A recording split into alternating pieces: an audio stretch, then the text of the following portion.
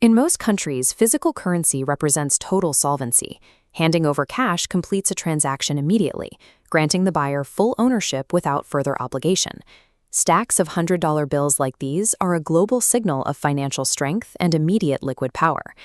In the United States, however, relying strictly on physical cash or personal liquidity creates immediate and practical difficulties for the consumer.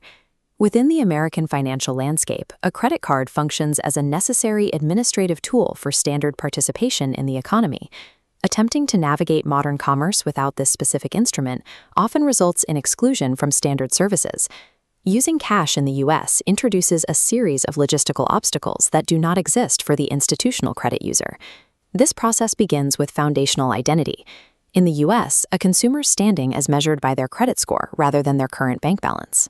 Landlords use this invisible metric as a primary requirement for securing basic housing and approving rental applications. Service providers, including utility companies and insurers, use the absence of a high score to justify charging larger deposits or higher monthly premiums. Establishing this score relies heavily on the consistent and responsible use of a credit card on a monthly basis. This chart details the mathematical composition of a credit score.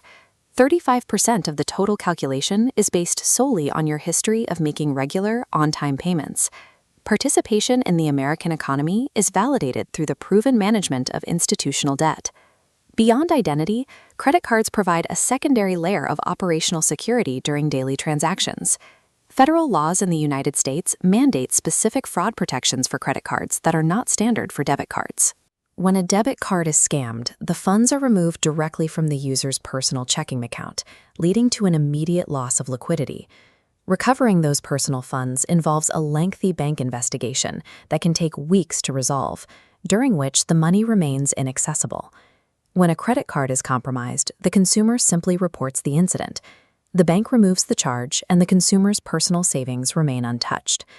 Historically, banks have built their operations to prioritize the protection of their own internal ledgers over a customer's individual holdings. Using a credit card places the bank's capital in the line of fire, shielding personal liquidity from external threats. The final layer of this system governs the basic logistics of travel and transportation. Travelers using only cash encounter immediate obstacles at essential hubs, particularly hotels and rental car agencies. These businesses require a security deposit or a financial hold to manage their own risk before providing services. Using a debit card for these holds results in the business freezing hundreds of dollars of actual cash for several days. Navigating the physical infrastructure of the country without a credit card requires the consumer to periodically sacrifice their own liquid assets.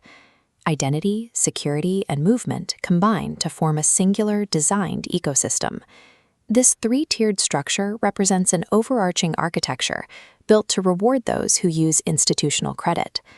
While credit is often associated with debt, its role in the United States has expanded into a requirement for basic functionality. It serves as a tool for managing the systemic friction built into the American financial environment.